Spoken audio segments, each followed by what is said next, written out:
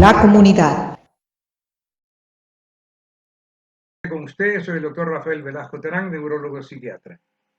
Hoy vamos a hablar acerca de la historia de la cuarentena, que se utiliza hasta el día de hoy.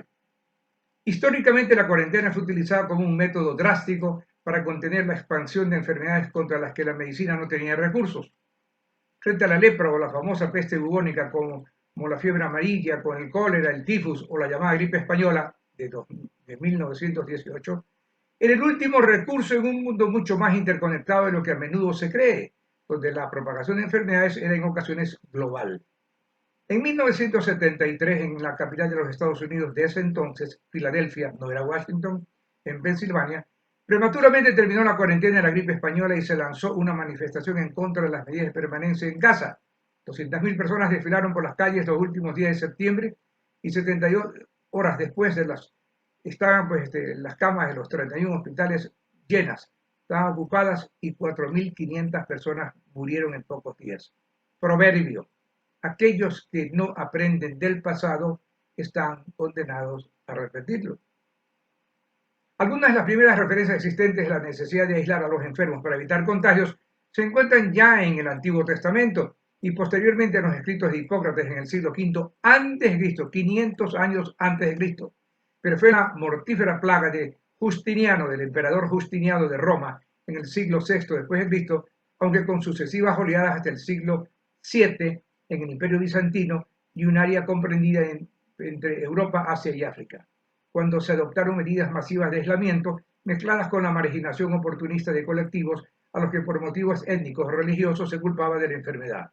En el mundo islámico, el aislamiento de grupos de enfermos con lepra sucedió en el año 706, cuando el califa Omeya al-Walid construyó el primer hospital islámico en Damasco, con secciones separadas para los pacientes con lepra. Durante la Edad Media, la construcción de leproserías se difundió a lo largo de toda Europa, donde llegaron a haber 19.000. Sin embargo, el uso moderno del término cuarentena como procedimiento para el control de una epidemia se introdujo en el siglo XIV, en los años posteriores a la peste negra, de 1347 a 1353, que fue la pandemia de peste más devastadora en la historia de la humanidad, que afectó a Eurasia en el siglo XIV y que alcanzó un punto máximo entre 1347 y 1353. En 1377, la colonia veneciana de Ragusa, hoy la bella ciudad de Dubrovnik, importante puerto, puso en funcionamiento el primer sistema de cuarentena de la historia. La palabra cuarentena en italiano refería a los 40 días de espera de impuestos a los barcos y personas con medida de prevención. Entonces los barcos llegaban al puerto de Ragusa o Dubrovnik y se tienen que esperarse 40 días antes de poder bajar los pasajeros y las mercancías. Este periodo de aislamiento resultó ser bastante efectivo para verificar el estado de salud de los pasajeros, ya que según estimaciones actuales, la peste tenía un ciclo de menos de 40 días desde la infección hasta la muerte. La ciudad construyó un centro de aislamiento, Lazareto, en una isla cercana donde se enviaba a las tripulaciones de barcos infestados para permanecer allí hasta su muerte o recuperación. La construcción de centros de cuarentena se propagó en varias ciudades de Europa y América del Norte hasta el siglo XIX. En siglos posteriores, otros ejemplos que sucedieron en toda Europa, aunque ante una población que a menudo se veía condenada por el aislamiento, había que aplicar una disciplina de hierro. En la mayoría de los casos, la custodia de aldeas y colectivos dependía de guardias armados. En cambio, en el de Eyambe, en Inglaterra, en el siglo XVII, sus habitantes se aislaron por propia iniciativa ante un brote de peste. El resultado no se puede calificar precisamente de positivo. 3/4 partes de sus habitantes murieron, aunque eso sí, se evitó que la enfermedad se propagara. A mediados del siglo XIX, se avanzó el estudio de los contagios y se dotó de base científica a la cuarentena. Conceptos como el periodo de incubación hicieron que se avanzara en la eficacia de estas medidas. En adelante, la cuarentena se generalizó como método para frenar la propagación de otras enfermedades infecciosas, aunque no resultó ser efectiva en todos los casos. Uno de estos ejemplos corresponde al brote de fiebre amarilla en Filadelfia, Estados Unidos, en 1793, en que era en ese entonces la capital de Estados Unidos y no era todavía Washington, que se cobró la vida de más de 4.000 personas, ante la cual la cuarentena fue un fracaso, porque se desconocía que el agente transmisor eran los mosquitos. La histeria provocada por brotes epidémicos puede derivar de la estigmatización de poblaciones minoritarias, donde la cuarentena sirve como una herramienta de exclusión. La enfermedad no es el único enemigo, sino también los seres humanos que están potencialmente infectados, explicado. Fue también en Estados Unidos donde se dio la cuarentena más larga. Mary Malone, una cocinera irlandesa, fue bautizada como Mary Tifoidea, después de que las autoridades encontraron en ella al paciente cero, o sea, el primero, de un brote en 1907 en Nueva York. Fue enviada a la isla North Brother para pasar una cuarentena de más de 25 años.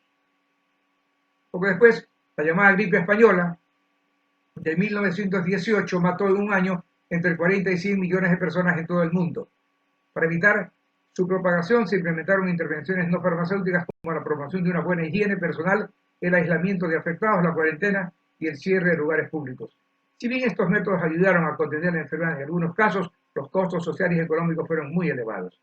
Después de esta gran pandemia, a lo largo del siglo XX, numerosas conferencias y tratados internacionales resultaron en el aumento de las regulaciones para estandarizar las medidas de aislamiento y evitar los abusos, como en el caso de Mary Malone. Sin embargo, a partir de los años 50, con el desarrollo de los antibióticos y vacunas, el uso de la cuarentena parecía convertirse en una cosa del pasado. Con todo, el siglo XXI trajo consigo nuevas amenazas epidémicas y con ello resurgieron muchos de los viejos métodos aplicados en algunos casos con importantes desabusos. Cuando la epidemia de la neumonía asiática, el SARS, se propagó en el 2003, Canadá, el segundo país más afectado después de China, desplegó unas medidas que después se consideraron desproporcionadas. Con la expansión del ébola en 2014 en África Occidental, se hicieron esfuerzos de aislamiento, incluso intentando cerrar barrios o distritos enteros, cancelando vuelos internacionales y cortando el tráfico de movimiento. Lo que no solo lentificó los esfuerzos de ayuda, sino que también tuvo altos costos sociales y económicos. A pesar de los avances en la medicina en el siglo XX, el recurso de la cuarentena se sigue utilizando para luchar contra el contagio con el día de hoy, con el COVID. Antes del inicio de la cuarentena en Wuhan, con el coronavirus ya expandido, cerca de 5 millones de personas huyeron de la ciudad. Mark estima que la cuarentena es una medida tardía frente a ese escenario.